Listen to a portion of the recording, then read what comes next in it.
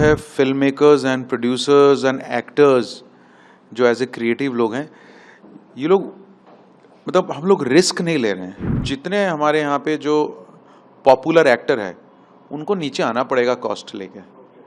अगर वो नहीं आएंगे तो डायरेक्टर्स उनके पास जाने वाले नहीं हैं। टीम वर्क की ज़रूरत है। एक जो है दो कारण है, दो बहुत इम्पोर्टेंट कारण है, वो हमको देखना होगा। सबसे पहला कारण तो मैं बोलूँगा कि जो है film makers and producers and actors जो एज ए क्रिएटिव लोग हैं, ये लोग मतलब हम लोग रिस्क नहीं ले रहे हैं। क्योंकि देखो, स्टोरी टेलिंग और जो कहानी जब बोलते हो, आप कोई सुनी सुनाई कहानी नहीं बोल सकते। आपको कहीं ना कहीं एक रिस्क लेना पड़ेगा। आपको नए सब्जेक्ट, नए इंसाइटफुल सब्जेक्ट्स जो किसी भी जॉनर में हो, वो आपको लाना पड़ेगा। तो इंडस्ट्री थोड़ी डरी हुई है। मतलब मैं जिनसे भी मिलता हूँ सब डरे हुए हैं कि क्या वर्क करेगा, क्या नहीं वर्क करेगा। तो मैंने बोला ऐसे तो इंडस्ट्री चलने वाला है नहीं। क्या वर्क करेगा इसका तो किसी के पास कोई जवाब तो है नहीं। तो पूरी इंडस्ट्री जो है, कहीं ना कहीं मैं जहाँ भी जा रहा हूँ एक डर का माहौल है कि producers what is working and what is not working. वैसे ये आज का डिबेट तो है नहीं, ये तो लंबे समय से चला आ रहा है। बट अभी तो और एकदम एविडेंटली दिख रहा है कि लोग डरे हुए हैं, बिकॉज ऑडियंस का बिहेवियर पैटर्न भी चेंज हुआ है। अब देखिए, ये जो एक कन्फ्यूजन है, इसमें से तो चल रही है इंडस्ट्री। बट मुझे लगता है इसको निकालने के लिए एक ही सोल्यूशन है कि फिल्म मेकर्स को और प्रोड्यूसर्स को, एक्टर्स को, इन सबको हिम्मत से फिल्म बनानी पड़ेगी, कहानी बोलना पड़ेगा आपको। एंड अगर आप कहानी बोल सकते हैं उसी हिम्मत के साथ, तो I am very sure that the audience will come back and वो थिएट्रिकल एक्सपीरियंस लेगी ज़रूर। इतनी सारी बातें हो रही हैं। आपने भी कहा था इसके पहले कि आप भी जब लोगों से इंटरव्यू लेते हैं और जाते हैं कि देखिए, मैं उस बारे में कुछ बोलूँगा नहीं, लोगों का पर्सनल एंतोराज क्या होता है और क्या चार्ज कर रहे हैं। लेकिन इतना श्योर है कि जितने हमारे यहाँ पे जो पॉपुलर एक्टर है उनको नीचे आना पड़ेगा कॉस्ट लेके। अगर वो नहीं आएंगे तो डायरेक्टर्स उनके पास जाने वाले नहीं हैं। ये तो होने वाला है श्योर। क्योंकि उस कॉस्ट पे, जिस कॉस्ट पे फिल्म बननी चाहिए, और एक बड़ा एक्टर जो अमाउंट जो डिमांड करता है, और उसके अलावा जो उसके खर्चे होते हैं, क्योंकि इस वक्त हमको फिल्म बनाना है कॉस्ट के अंदर। अगर आप वो बनाओगे तो आप अपना जो कहानी है, अपनी जो कंटेंट है, वो बोल पाओगे।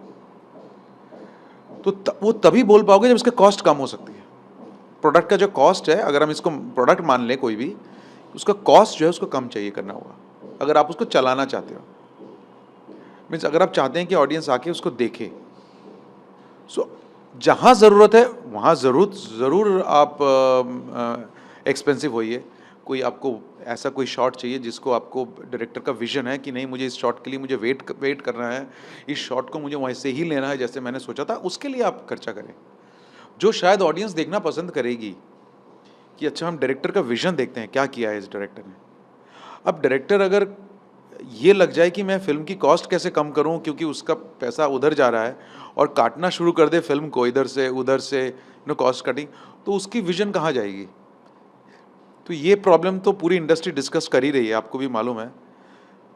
एक ही सोल्यूशन है, इन सब एक्टरों को नीचे आना पड़ेगा, अदरवाइज लोग डायरेक्टर्स इन एक्टर के पास जाएंगे ही नहीं। बिल्कुल सही कह रहे हैं कि जो एक कैरेक्टर आपका कॉमन मैन प्ले कर रहा है, शायद वो कपड़े आप संडे मार्केट से भी खरीद के उसको पहना सकते हो, जो आम आदमी जिंदगी में अपना काम करता है, उस वक्त उस कैरेक्टर को डिजाइनर क्लोथ चाहिए।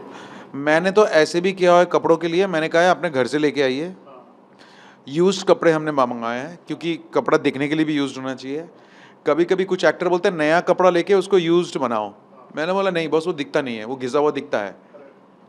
अगर यूज्ड कपड़े होते हैं तो यूज्ड कपड़े होते हैं। एक्टर, हमने थिएटर में ऐसे किया हुआ है।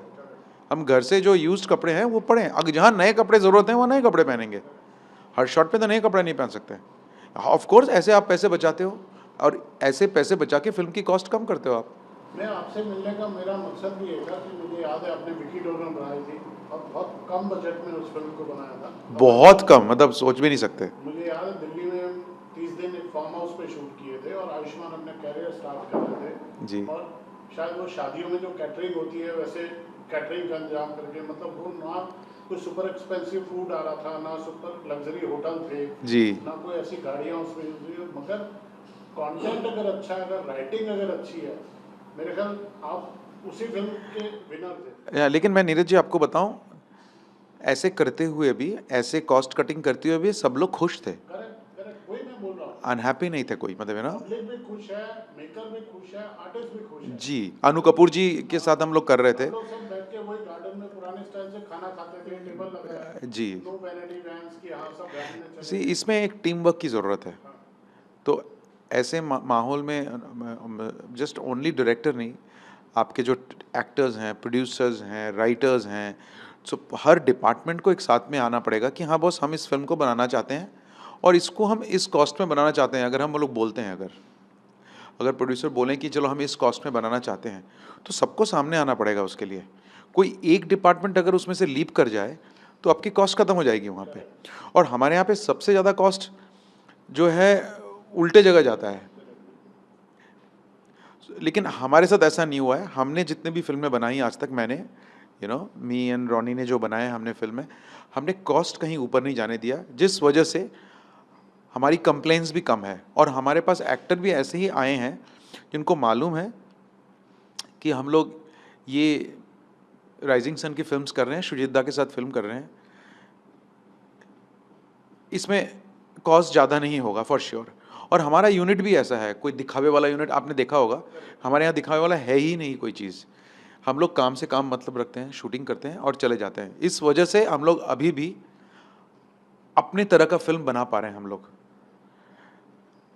मेरी लास्ट फिल्म थी आई वॉन्ट टू टॉक, वो भी उतनी ही रिस्की फिल्म थी, लेकिन हमने बनाई वो फिल्म।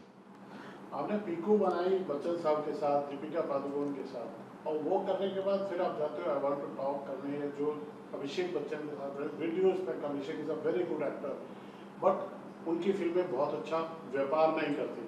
जब आप ऐसी अटेम्प्ट करते हो तो किस चीज़ पे सबसे ज़्यादा भरोसा होता है आपके? अपने स्क्रिप्ट पे, कंटेंट पे, या अपने आप पे? कैसे आपका इस तरह का, क्योंकि वो पिक्चर भी अप्रिशिएट हुई। देखिए, मैं आपको सच बताऊं, फिल्म चले या ना चले, क्या आप याद रखते हैं फिल्म? या क्या आप याद करते हैं किसी फिल्म को? आप विकी डोनर को अगर याद करते हैं कि नहीं? आप किस मद्रास कैफे को याद करते हैं कि नहीं? आप उस फिल्म को याद कैसे रखेंगे? उसकी यादगार तभी बनेगी जब उसकी राइटिंग करेक्ट हो, डायरेक्शन करेक्ट, सारे डिपार्टमेंट, इवन कास्टिंग भी करेक्ट हो। तो मुझे लगा था कि अभिषेक बच्चन अर्जुन सेन प्ले करने के लिए एकदम परफेक्ट कास्ट थे। अगर आपने देखा होगा कितनी डेलिकेट सी परफॉर्मेंस दी है उन्होंने, ऐसा आसान परफॉर्मेंस नहीं है वो। और ये इसके क्रेडिट मैं नहीं लेता हूँ, मैं एक्टर को ही क्रेडिट देता हूँ उसके लिए। इस फिल्म को लोग बोलेंगे चलो अमेरिका में क्या है, कहाँ भी क्या है, उससे क्या मतलब है। उस लोग बोलेंगे हमको फिल्म कैसी लगी, यही देखते हैं ना। हमने किस तरह मेहनत से बनाई वो हमको मालूम है। कैसे हमको यूएस में वीज़ा मिलने में टाइम लगा, कैसे डिले हुई, कहाँ पे कैसे करके करके हमने मैनेज किया, जैसे हम लोग मैनेज करते हैं, कैसे कॉस्ट कटिंग की, all that we all did हम लोग। लेकिन फाइनली तो फिल्म ही याद रखेंगे ना आप। अगर आप मेरे अर्जुन सेन और आप अगर अभिषेक बच्चन की कोई भी फिल्म याद रखते हैं और आई वॉन्ट टू टॉक याद करेंगे कि नहीं उसके परफॉर्मेंस के लिए? करेंगे उनकी पिक्चरें, उनसे बात। तो यही कारण है मैंने उनके साथ काम किया।